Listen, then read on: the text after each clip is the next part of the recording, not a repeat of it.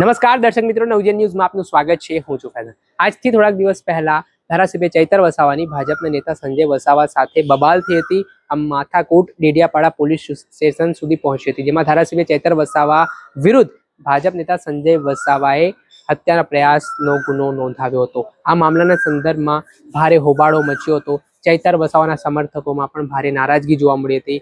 ચૈતર વસાવાને રાજપીપળા જિલ્લા કોર્ટ ખાતે રજૂ કરવામાં આવ્યો હતો. ત્યારબાદ ત્યાં કોર્ટ દ્વારા ચૈતર વસાવાના રિમાન્ડ નામંજૂર કરવામાં આવ્યા, તેમની જામીન પણ ફગાવવામાં આવી. ત્યારબાદ નર્મદા જિલ્લા કોર્ટમાં ચૈતર વસાવાના વકીલે જામીન માટે અરજી મૂકી હતી અને તેના પર ગઈકાલે સુનાવણી થવાની હતી, પરંતુ કોઈક કારણોસર જે પોલીસ પક્ષકાર તરીકે હતી તેઓ હાજર ન રહેતા આ સુનાવણી ટળી હતી. ત્યારબાદ આજનો દિવસ આપવામાં આવ્યો હતો.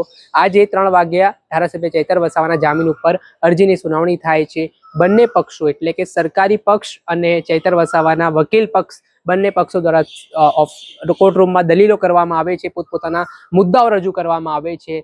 આ મામલે મહત્વના સમાચાર મળ્યા છે કે હજી પણ ચૈતર વસાવાને જેલમાં રહેવું પડશે, હજી તેમનો જેલવાસ લંબાયો હોય તે પ્રકારની માહિતી મળી રહી છે. આજે જે સુનાવણી થઈ જામીન ઉપર અરજીમાં, તે મામલે કોર્ટે ચુકાદો અનામત રાખ્યો છે.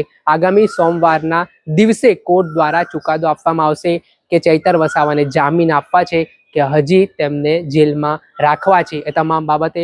પરંતુ દર્શક મિત્રો, એન કવરેજ ન્યૂઝને આપ લાઈક કરી લો, સબસ્ક્રાઇબ કરી લો અને શેર કરવાનું ભૂલતા નહીં.